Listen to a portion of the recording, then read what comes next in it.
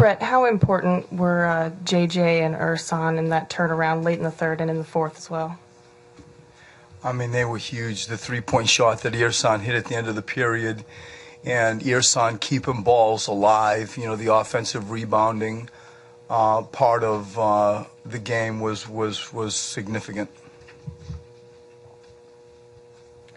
I know you guys talked a lot about knowing what to expect from Miami coming to this game, but did you learn anything from your team today? Did you feel like this is what they were made of, or did you discover something new with the way they handled things, kept their composure, and were able to grind this one out today? To me, the thing that most stood out is we flipped our whole discipline in the fourth period.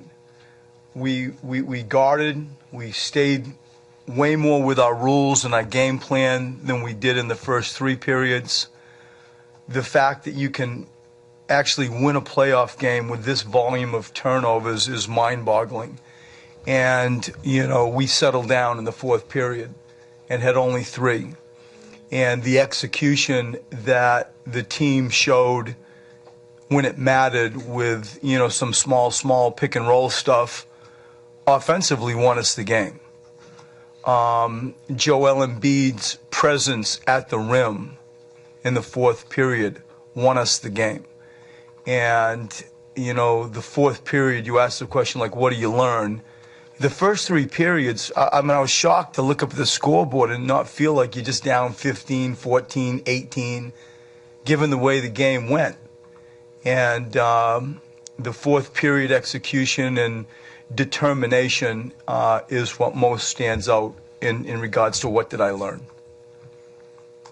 Coach, with a team that continues to grow, is this something that can build the confidence of a team that you can win a game like this with, like you said, that amount of turnovers, shooting the ball the way you did? It's one thing when things are going smoothly, but moving forward, what kind of confidence does this give your team? I think it does provide a platform of sort of future growth. I get really excited. I'm shocked that we won this game. We really didn't have a right to win the game. I thought that defensively in the first three periods we were a C minus. I thought that our turnovers were an F, and yet, you know, we come out the other side with a win against an amazing sort of organization of winning and culture and history. You know, to win two games on the road in the playoffs, let alone down here in Miami, you know, it's a real statement. I get excited because I can see we can take this portion of the NBA season and use it as a way to continually improve. I see so much in so many areas, individually, team, that we need to improve on and in if we want to keep moving forward. And so the growth of the team, you know, will it provide a platform to move on? That probably. But I really internally get excited because I can see how much growth we really have to grow and give as this thing plays out. Coach, I'm just wondering, like, how do you assess or react to that skirmish in the second quarter with Ben and Robert and James Johnson and, you know, all those guys getting involved? It was always going to happen. You know, you didn't have to be sort of a mystic to predict what this game was going to look like. And, you know, the discipline of, you know, no bench clearing and no ejections, that was what was most on my mind and we spoke of. You know, in my former life, we all remember Robert Horry hip-checking Nash into the scorer's table and, you know, Boris and Amari stepping on a court. Phoenix probably would have won the NBA championship that year.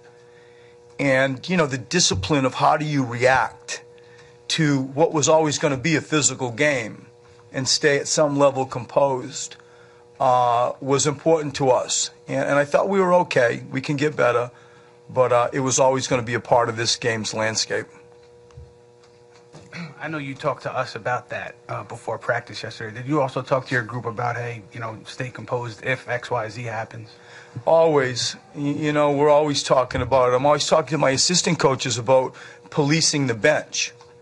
You know, as a staff and as a team and managing the anxiety and the physicality that this game was always going to have is, it's just part of my job. And I hope we did it okay. Right. Everyone gets that Ben and Joel are elite talents. That's obvious. Why? There just doesn't seem to be a learning curve with these guys. They just seem like even in this atmosphere on this stage, they just seem to rise to it. What is it about those two guys that they never really seem to feel? They never seem to show growing pains. I mean, I bet there's a common denominator when you start studying great players.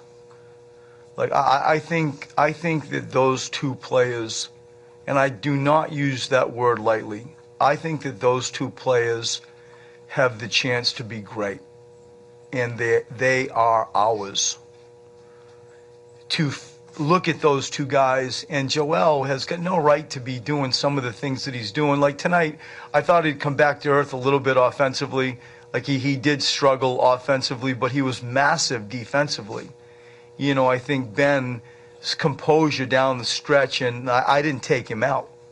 And he's one of these rare athletes that rarely do I say, oh, Ben Simmons is tired. He doesn't seem to fatigue, blatantly.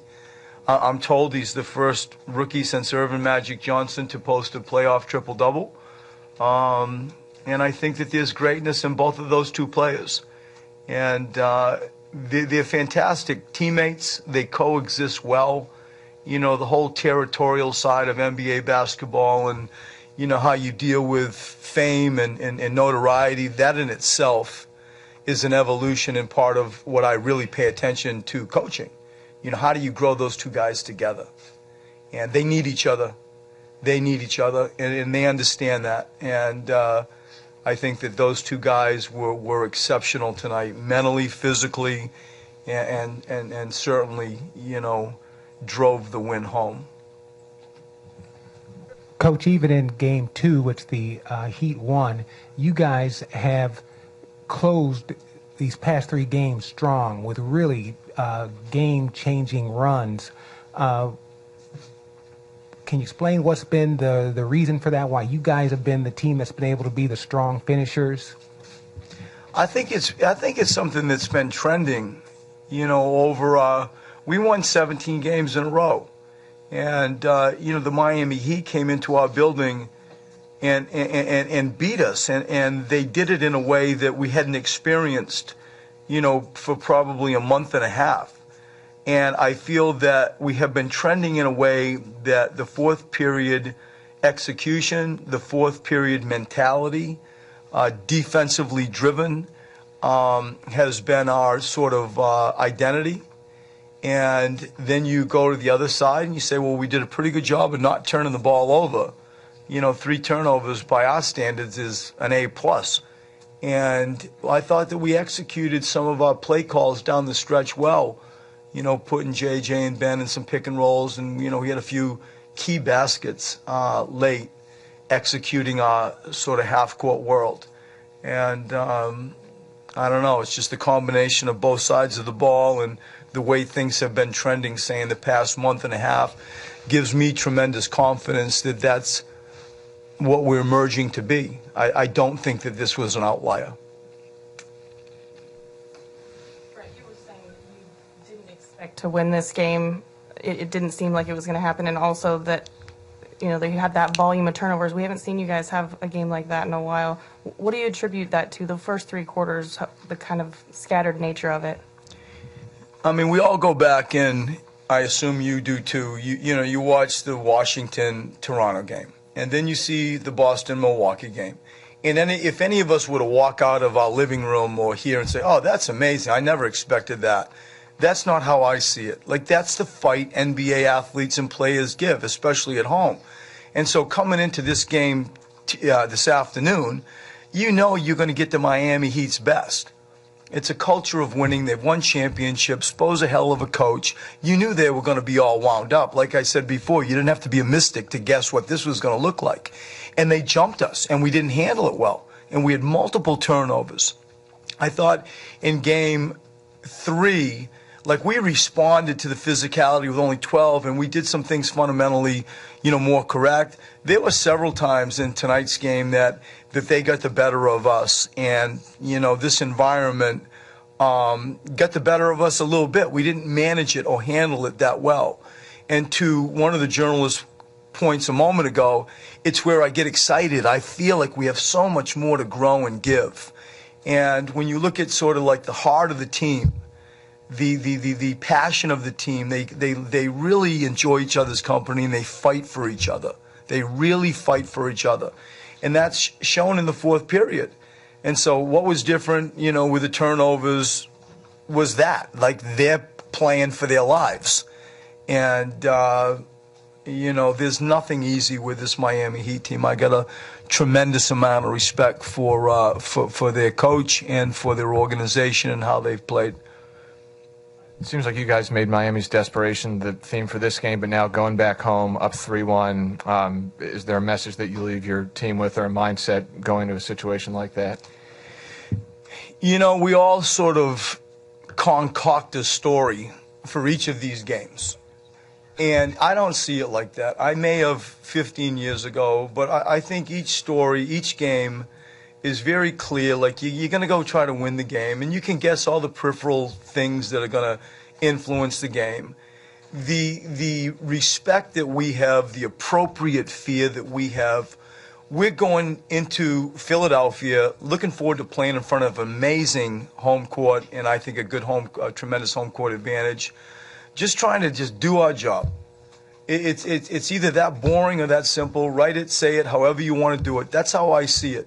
And we saw it all the way, during our winning streak. Nobody ever came in and thought, here we are. Nobody ever thought that. Led by me. That's my job.